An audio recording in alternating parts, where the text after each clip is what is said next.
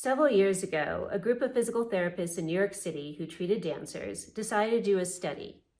And the point of that study was to come up with objective tests that could be done to determine if a dancer was truly ready to go on pointe. Most of the time, a teacher determines this, or everyone gets pointe shoes at the same time when they reach a certain age, but they wanted to be a little bit more specific about this. And as a result of their study, they came up with 5 tests that were really good indicators for pointe readiness. Things that they looked at included ankle flexibility, ankle strength, core strength, and the ability to do a pirouette and successive jumps on one foot to kind of measure how good a person's technique, balance, and control were for dance. So let's get started. So the first test will be 16 sautés on single foot.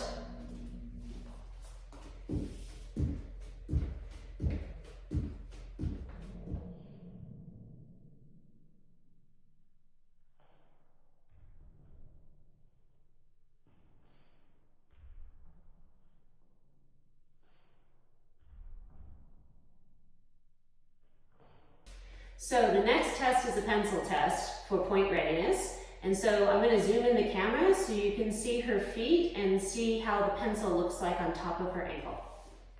So for the pencil test, we want to do 1 foot at a time. And what I'm looking at is the mobility of her ankle. Go ahead and point your foot down. And I'm going to lay the pencil across the top of the ankle. I cannot get my fingers underneath here. The pencil is lying flat on top of her ankle. So this joint is straight, so this is a pass for being ready for pointe. Go ahead and bring your foot up and give me a not so great foot, a little down. So if I put the pencil on top of her ankle here, I can slip my fingers underneath.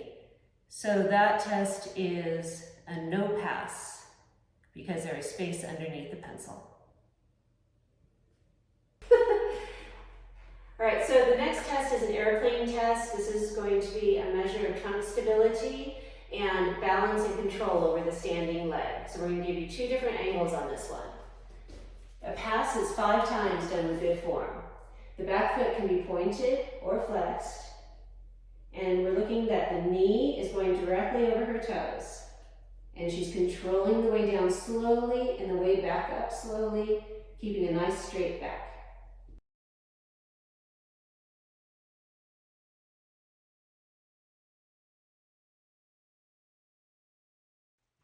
Her back wavers a little bit here, but I would still score this a pass.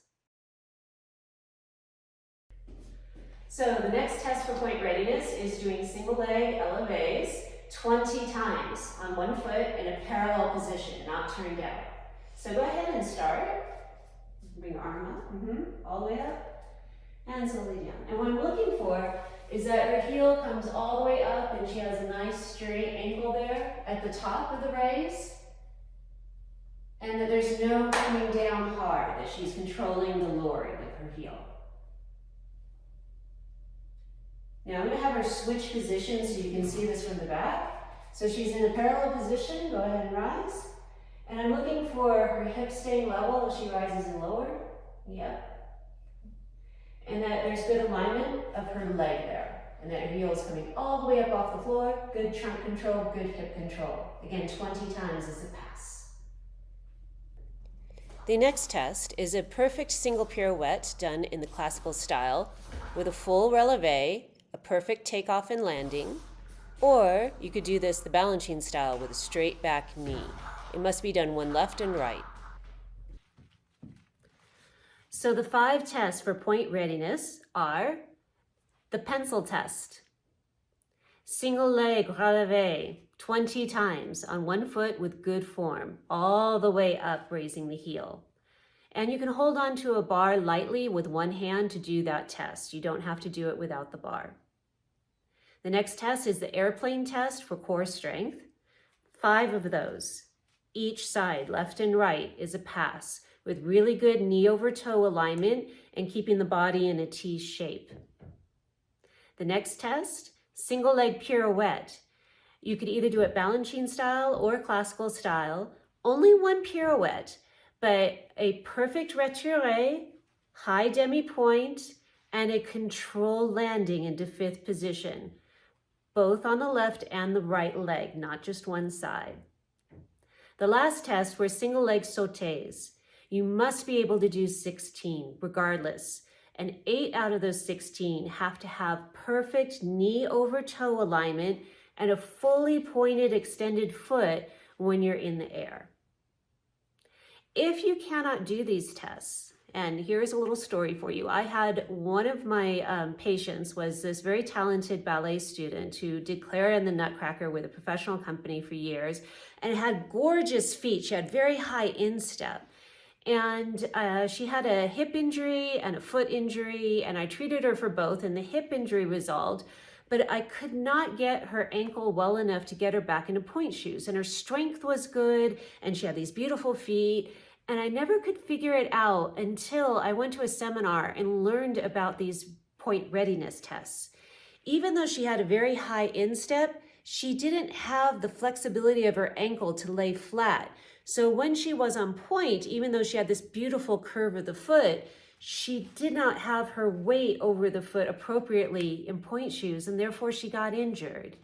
She went on to do contemporary dance and had a career in college. And so it doesn't mean that you have to quit dancing altogether, but maybe ballet and doing pointe shoes isn't for you. There are many contemporary companies that don't require pointe shoes anymore. So don't let it dishearten you if you cannot get into pointe shoes because you fail one of these tests, and some things are out of our control. Our bony structure is what we were given, and we can't change that, but we need to find ways to work with it.